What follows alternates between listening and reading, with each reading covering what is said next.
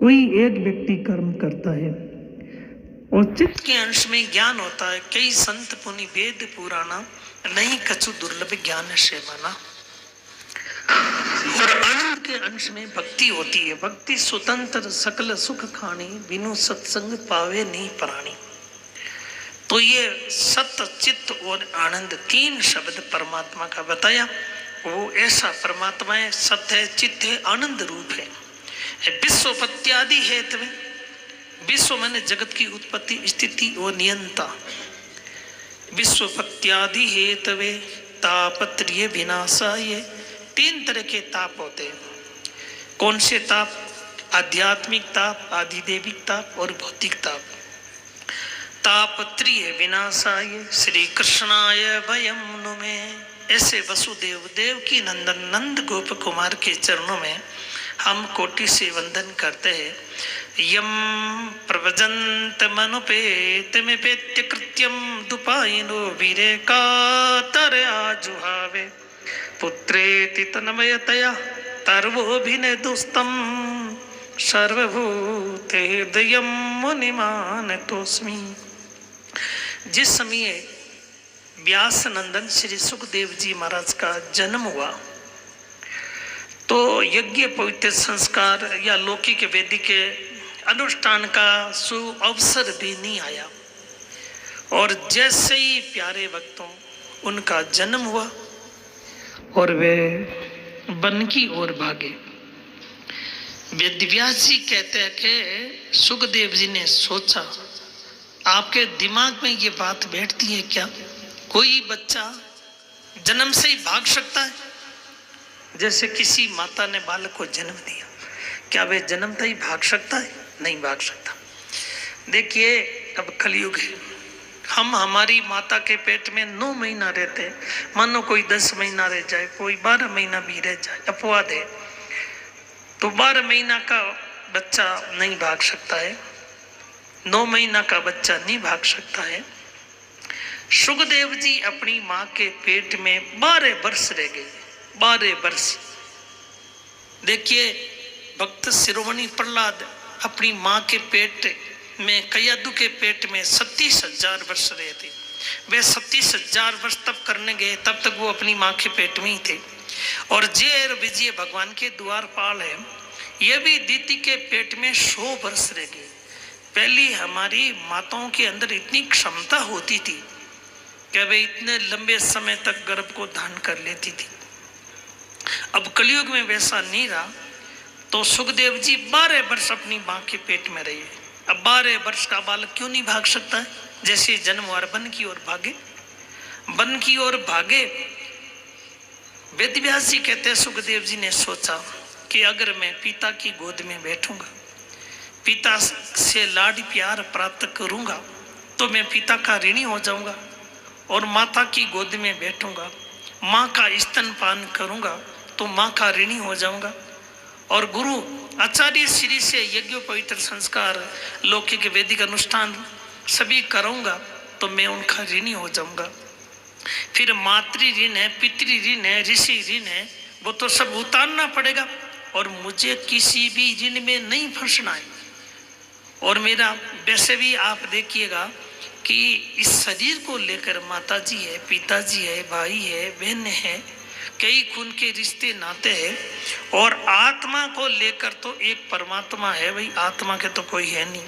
ने तातो ने माता ने बंधु ने दाता ने पुत्रों ने पुत्री ने भृत्यो ने भर्ता ने जाया ने विद्या ने भृति में भीवे गतिस्तुम तुम्हें का भवानी। तो आत्मा को लेकर एक परमात्मा है और इनके कोई नहीं है। एक संत ने कहा, दिन रात मगन खुश बैठे हैं और आस उसी की भारी है। आप ही वो दातारी है, आप ही वो भंडारी है। हर आन हंसी, हर आन खुशी, हर वक्त अमीरी है। अब मस्त फकीर हुए, अब क्या दिलगिरी है बाबा। जब कोई फकीर हो जाता है, सबको छोड़ दिया, धन दौलत परिवार को, अब चाहे अरबों की प्रॉपर्टी नष्ट हो रही है, माताजी रो रहे हैं, पिताजी रो रहे हैं, भैया बहन सब रो रहे हैं, पर वो तो प्रभु की ओर भाग रहा है, हिमालय की ओर ही जा रहा है, बद्री विशाल की ओर ही भागा आ रहा है। तो उसका अब संबंध प्रभु से जुड़ गया है। वसुदेव कुटुंबकम, उनकी वृत्ति ब्रह्माकार हो गई है, अब उसके अलावा कुछ भी नहीं है।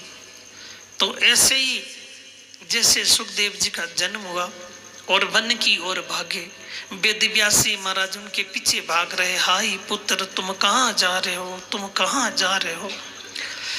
तो पीछे जोर जोर से चिल्ला रहे, धीरे शांत, जोर जोर से चिल्ला रहे, पर वे नहीं सुन रहे। तो ये जरूरी नहीं है, देखिए हम किसी व्यक्ति को आवाज देते हैं तो वो सुनता नहीं है, तो ये जरूरी नहीं है महात्मा हो सकता, नहीं सुनता तो कानों से बहरा भी हो सकता है, नहीं देखता भी नहीं है, आंखों से अंधा भी हो सकता है, बोलता नहीं है तो गूंगा भी हो सकता है। पर प्रकृति ने यह बताया कि नहीं तो ये गूंगा है, नहीं ये बहरा है। ये इतना अद्भुत वाणी का धनी है, ये जिसकी ओर दृष्टिपात करेगा तो गूंगा है ना, गूंगा भी बोलेगा, अंधा देखेगा, बहरा सुनेगा, लंगड़ा पहाड़ पर छट जाएगा और अज्ञानी ज्ञानी हो जाएगा, जड़ चेतन हो जाएंगे।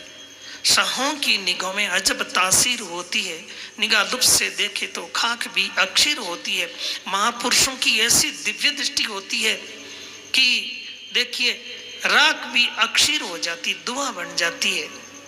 जगत गुरु शंकराचार्य जी महाराज ने बद्री नारायण धाम में शालग्राम भगवान की मूर्ति स्थापन की। एक गूंगे बालक से पूछा, कस तुमको हम कुते आते, तो वे गूंगा भी संस्कृत बोलना शुरू कर दिया। तभी महापुरुषों की ऐसी दिव्य दृष्टि होती है, वे जड़ को चेतन कर देते, अज्ञानी को ज्ञानी बना देते, लंगड़े को पैर दे देते हैं, मुमुक्षु जिज्ञासु को प्रभु के दर्शन करवा देते। ऐसे महापुरुषों की महिमा होती है।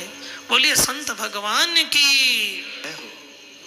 तो यहाँ सुखदेव जी महाराज ने क्या किया सज्जनों, उन्होंने कहता कि सुखदेव जी ने वृक्षों की ओर देखा तो जड़ वृक्षों ने भी बोलना शुरू कर दिया। जड़ वृक्ष है वो भी बोल रहे, जड़ वृक्ष कह रहे सुखदेव जी महाराज, जड़ वृक्षों की ओर देखा, जड़ वृक्षों ने बोलना शुरू किया। वो जड़ वृक्ष कह रहे, हे वेदव्यासी महाराज, आप तो परमात्मा के अंश अवतार है, आप तो ज्ञानी महापुरुष है, और हम तो जड़ है, हम तो वृक्ष है, हमारे भी डालियां होती है, पत्ते फूल फल होते हैं। दुनिया वाले डालियां काट देते, पत्ते फूल फल सब तोड़ देते, तो भी हम नहीं रोते, और आप पुत्र के लिए रो रहे हैं। हमारे फल हम नहीं खाते, स्वयं ने खादंती फलानी वृक्षा पीवंती नद्या स्वयमेव नाभे, नदियां अपना जल स्वयं नहीं पीती है, और फल है वो अपने वृक्ष स्वयं नहीं खाते, वो परमार्थ के लिए होता है। तो सुखदेव है ना, ये आपका फल है, ये जा रहा है तो इनको जाने दीजिएगा। अभी आप सोच रहे कि इनके यज्ञोपवीत संस्कार भी नहीं हुआ है, लौकिक वैदिक अनुष्ठान का सुअवसर भी नहीं हुआ है, तो देखिए जिनका शरीर में विकार है उसको निर्विकार किया जाता है। जिसके शरीर में बदबू आती है तो साबुन और पानी की जरूरत रहती है।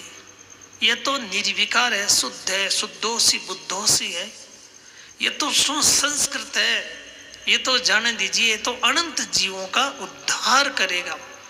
अगम वचन दादू के 100 वर्षों एक संत, दरिया प्रगटे रेण में तारे जीव अनंत। तो वेदव्यासी महाराज ने सोच लिया कि जिसकी वृत्ति ब्रह्माकार है उनको वापस लौटाना मुश्किल है। तो ऐसे सुखदेव जी महाराज को नमस्कार करके हम आगे बढ़ते हैं। प्यारे भक्तों,